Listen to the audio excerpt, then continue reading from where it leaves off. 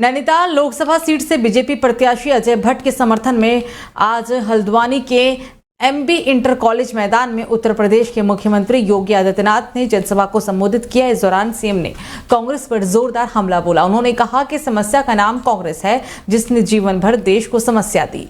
देश में विभाजन की त्रासदी हो, आतंकवाद की समस्या हो, नक्सलवाद की समस्या हो, ये सभी समस्याएं कांग्रेस की देन है और कांग्रेस ने इतनी समस्या दे दी है कि उसके समाधान के लिए देश को पीएम मोदी जैसा नेतृत्व मिला और 10 वर्ष में हम सभी ने बदलते हुए भारत को देखा है। बहनों भाइयों, ये बदलता हुआ भारत वैश्विक मंच पर 140 करोड़ भारतवासियों को सम्मान दे रहा है, सीमाओं की सुरक्षा कर रहा है। जब उत्तराखंड का नौजवान देश की सीमाओं की सुरक्षा करते हुए पूरे देश को आश्वस्त करता है कि निश्चिंत रहो, हम सीमा की सुरक्षा के रूप में प्रहरी के रूप में खड़े हैं, तो 140 करोड़ का भारत निश्चिंतता के साथ अपनी नींद को, रात की नींद को बड़ी चैन के साथ सोता है, क्योंकि उसे मालूम है कि हमारा बहादुर जवान देश की सीमाओं की रक्षा करते हुए खड़ा है। तो मुख्यमंत्री पुष्कर सिंह धामी ने शुक्रवार की देर शाम खटीमा के एक निजी होटल में आयोजित प्रांतीय उद्योग व्यापार मंडल द्वारा आयोजित कार्यक्रम में प्रतिभाग किया। इस अवसर पर व्यापार मंडल के पदाधिकारियों और व्यापारियों ने मुख्यमंत्री धामी का जोरदार तरीके से स्वागत किया।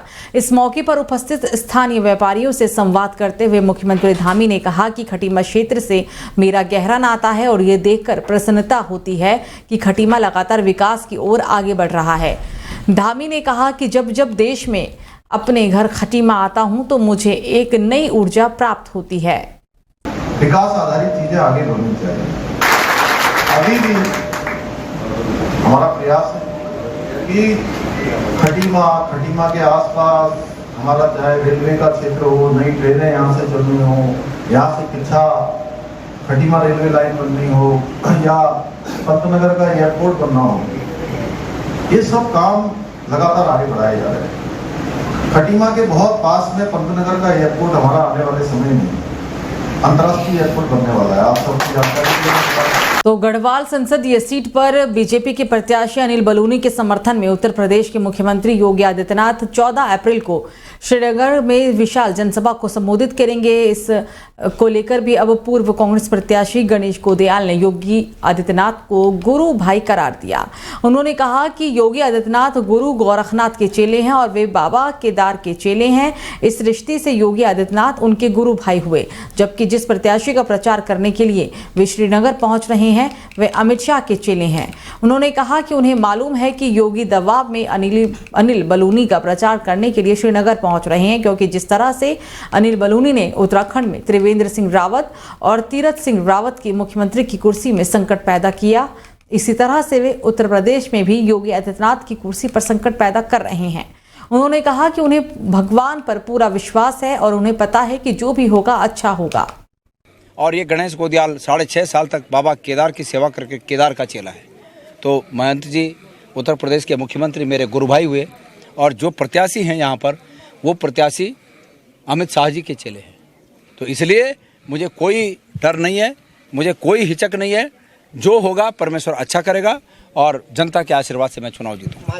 तो लोकसभा की गढ़वाल संसदीय सीट से बीजेपी प्रत्याशी अनिल बलूनी के लिए बीजेपी के प्रदेश उपाध्यक्ष मुकेश कोहली ने के सुंदर गांव में पहुंचकर बीजेपी के पक्ष में वोट मांगा। मुकेश कोहली ने कहा कि अनिल बलूनी बम्पर वोट से गढ़वाल संसदीय सीट को जीत रहे हैं और ऐसे में सभी लोग इस बार एक बेहतर सरकार चुनने के लिए मतदान करें।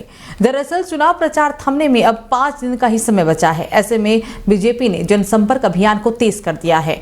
पूर्व विधायक मुकेश कोहली ने कांग्रेस पार्टी के आरोपों को निराधार बताते हुए कहा कि कांग्रेस पार्टी चुनाव के दौरान आरोप लगाने का काम पहले से ही करती आ रही है, लेकिन इस बार जनता समझ चुकी है और बीजेपी को बम्पर वोटों से इस बार भी जीतने वाली है।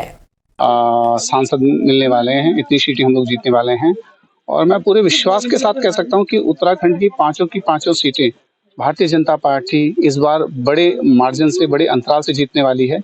और सबसे ज्यादा जो हम लोग जीतने वाले हैं गढ़वाल लोकसभा को जीतने वाले हैं आदरणीय अनिल बलूनी जी, जो हमारे यहाँ से सांसद हैं। निश्चित तौर पर एक बड़े मार्जिन के साथ लगभग मैं समझता हूँ 5-5.5 लाख मतों से हम लोग इस लोकसभा को जीतने वाले हैं। तो बैसाखी का पर्व धर्म नगरी हरिद्वार में श्रद्धा और उल्लास के साथ मनाया जा रहा है। पर्व पर सुबह से ही हरिद्वार में श्रद्धालुओं की भारी भीड़ उमड़ पड़ी। हर की पौड़ी समेत अनेक घाटों पर बड़ी संख्या में श्रद्धालुओं ने आस्था की डुबकी लगाई। बैसाखी पर गंगा स्नान का विशेष महत्व भी है।